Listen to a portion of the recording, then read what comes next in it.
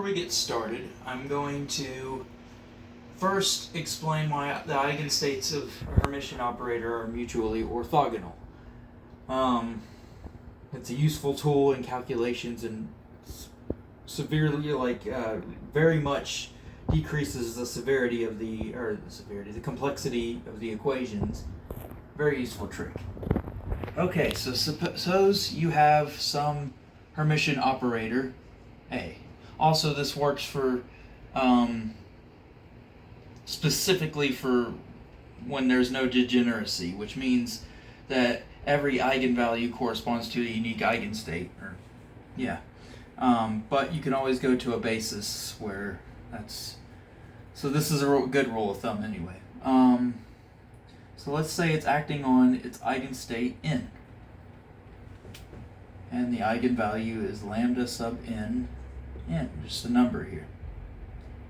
Well, let's say it acts on a different state that's not equal to k. And it's going to be lambda sub k.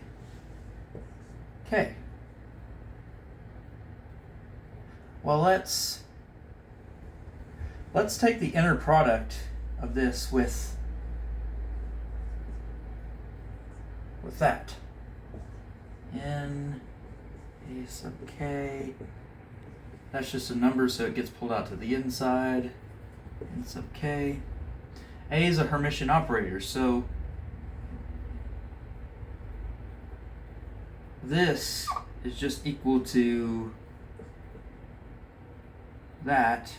You can pull that on the other side, and it'll just be equal to lambda sub n times sub n, and then you got to put the factor of k back on.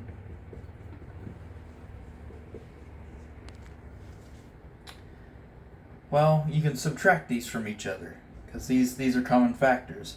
Lambda sub n minus lambda sub k, n sub k, or inner product of state n and eigenstate k.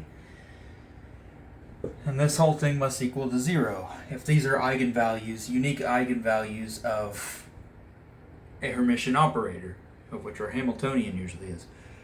So, because there's no degeneracy, these are not equal to 0 because they each correspond to different states, so they're different eigenvalues. So that can't be 0, so we can just factor that out, and that means that just based on the structure of what a Hermitian operator is, you know that its eigenstates are mutually orthogonal, meaning they're 0, and of course we require normalization, so meaning that these are normalized, so they're actually orthonormal to each other. I guess I probably said that wrong, but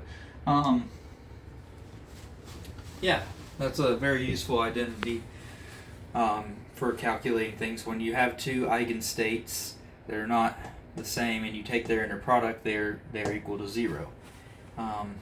Greatly simplifies equations, especially in the calculation I'm about to do. So, here we go.